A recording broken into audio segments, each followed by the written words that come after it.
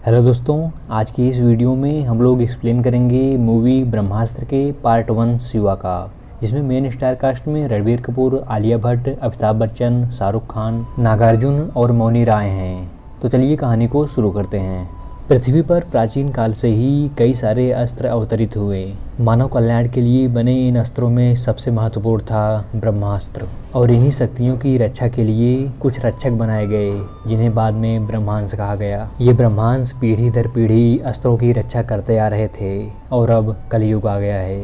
कोलकाता में दुर्गा पांडाल में एक आदमी है, उसका नाम है शिवा।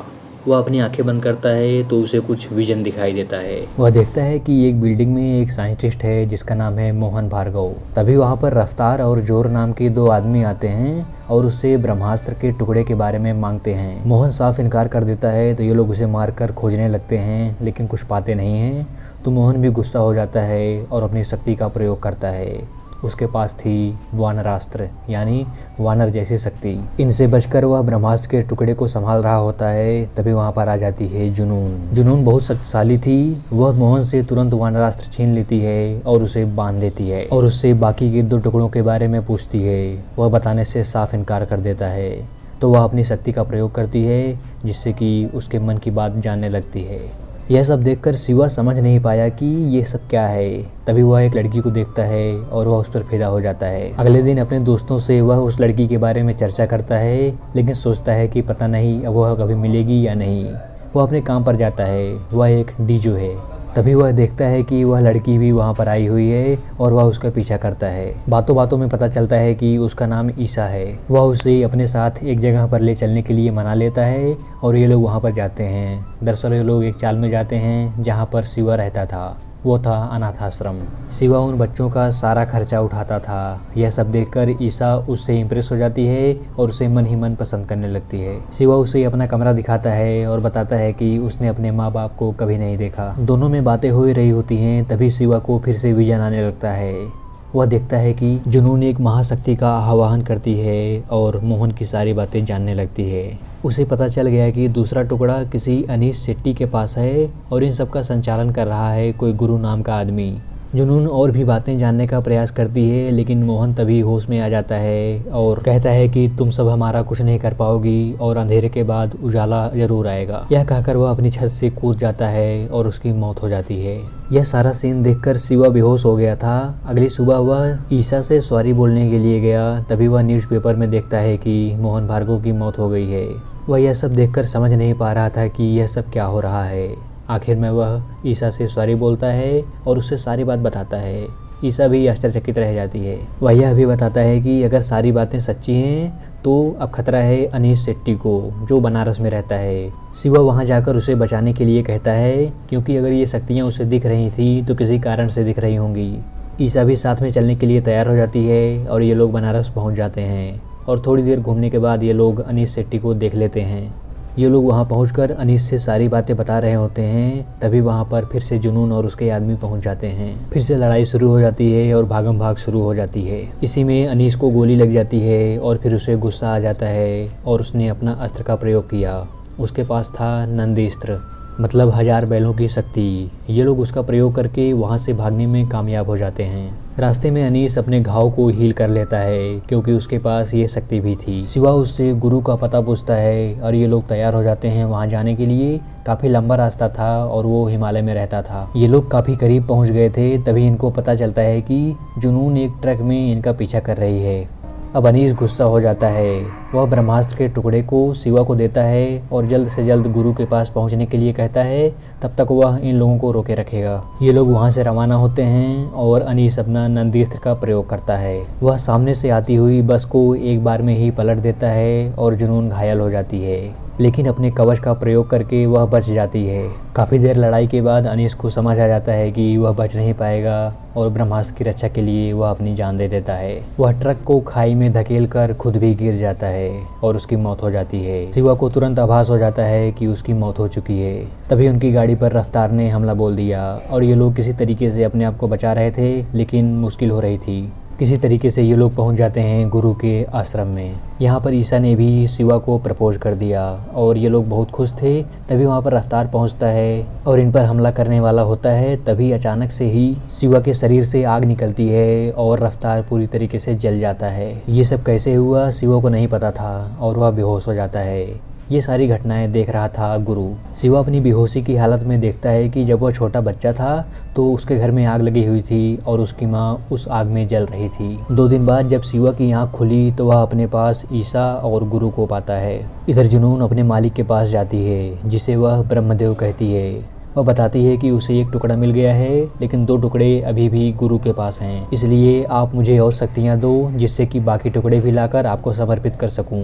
और उसे ढेर सारी शक्तियाँ मिल जाती हैं। इधर गुरु ने पूरी दुनिया से ब्रह्मांशों को बुलाया जो ब्रह्मास्त्र की रक्षा करते थे और उनसे इस बाबत चर्चा करता है कि ब्रह्मास्त्र अब खतरे में है। आश्रम में 5 विद्यार्थी भी थे जिनके पास अलग अलग शक्तियाँ थीं और वे इसका भरपूर प्रयोग करते थे।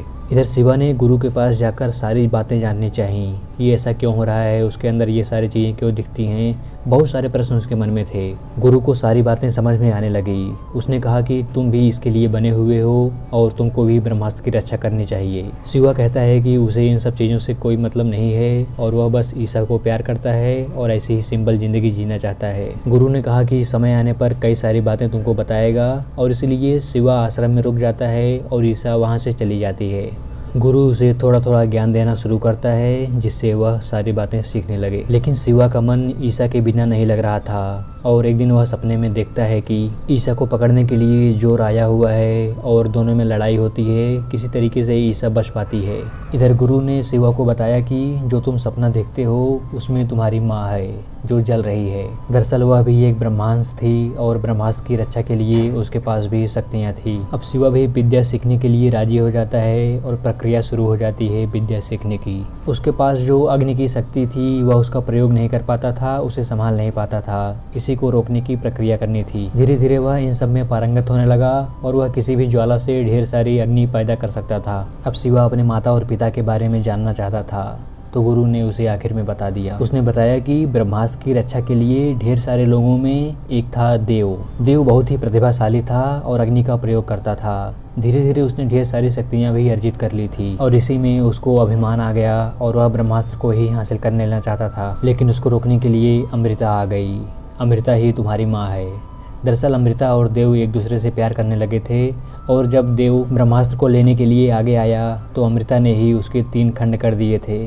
उसके बाद अमृता और देव की मौत हो गई थी और गुरु ने साथ ही साथ यह भी बताया कि देव ना तो मरा है और ना ही जिंदा है। इधर जुनून ने अपनी प्राप्त शक्तियों से आश्रम का पता लगा लिया था और आसपास के गांव वालों से ही एक सेना तैयार कर ली थी और आह्वान करती है कि पूरे आश्रम को नष्ट कर देना है और सभी को मार देना है। यह सब गुरु और उसके लोग देख लेते हैं और सतर्क हो जाते हैं। शिवा ने एक आदमी को मारकर उसके गले का माला पहना तो उसे एक भयानक आदमी दिखाई दिया। दरअसल वही देव था और सभी चीज़ों को कंट्रोल कर रहा था। शिवा को आभास हुआ कि जैसी शक्तियाँ देव की हैं उसी प्रकार की शक्तियाँ उसके पास भी हैं। तभी जुनून को पता चल जाता है कि गुरु और उसके आदमी उसे देख रहे हैं और वो तत्काल सबको वहाँ पर भेजती है। ये लोग आश्रम पहुंचकर लड़ने के तरीके सोचने लगते हैं। शिवा की माँ अमृता ने तीसरा टुकड़ा एक शंख में छुपा दिया था जो शिवा के खून से खुलता। अब इनके पास कुल 2 टुकड़े हो चुके थे और एक टुकड़ा था जुनून के पास। अब जुनून इन दोनों टुकड़ों को लेने के लिए आ गई थी। जुनून ने अचानक से आक्रमण कर दिया अपनी पूरी सेना के साथ और ये लोग बुरी तरीके से घिर जाते हैं, लेकिन किसी तरीके से अपने आप को बचाते हैं और हार जाते हैं और जुनून एक टुकड़ा और पा जाती है। अब तीसरा टुकड़ा सिर्फ बचा था शिवा के पास।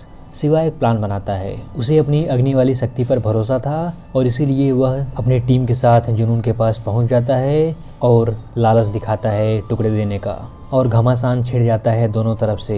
शिवा अग्नि अस्त्र का भरपूर प्रयोग करता है और सभी लोगों का खात्मा करना शुरू कर देता है। अपने आप को हारता देखकर जुनून ने ब्रह्मदेव का आह्वान किया और उसकी शक्तियाँ और बढ़ जाती हैं और शिवा की शक्तियाँ कमजोर पड़ने लगती हैं। उसने अग्नि अस्त्र के बदले जल अस्त्र का प्रयोग किया। धीरे धीरे उसकी आग ठंडी पड़ने लगती है और पूरी तरीके से बुझ जाती है।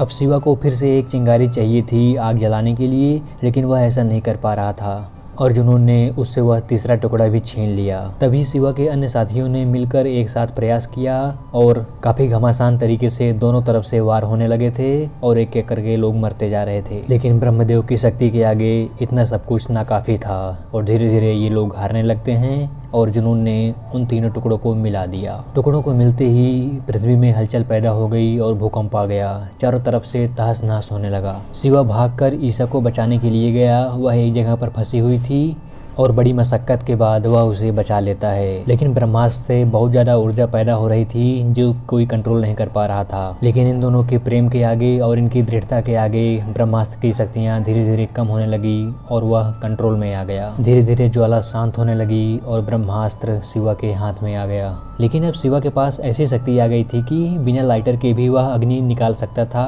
और पूरा कंट्रोल कर सकता था। अब वह ब्रह्मास्त्र को कंट्रोल करने वाला सबसे बड़ा ब्रह्मांश बन गया था।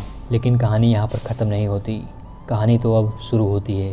देव जो एक बड़ी मूर्ति में था अब वह जिंदा हो गया था और मूर्तियाँ टूट गई थी। उसके अंदर का आदमी निकल आया था और वह आकर सामने खड़ा हो गया था और अब वह ब्रह्मास्त्र को हासिल करने के लिए कोई भी हद पार कर जाएगा। और यहीं पर पहला पार्ट शिवा ख़त्म होता है और यहाँ से दूसरे पार्ट देव की शुरुआत होगी जिसमें हम पूरे देव की कहानी देखेंगे। तो दोस्तों कैसा लगा आपको यह वीडियो बताइएगा ज़रूर। इस वीडियो को यहीं पर समाप्त करते हैं और बहुत ही जल्दी हाजिर हो जाऊंगा एक नए और धमाकेदार वीडियो के साथ। तब तक के लिए हंसते रहिए, मुस्कुराते रहिए और अपना ख्याल रखिए।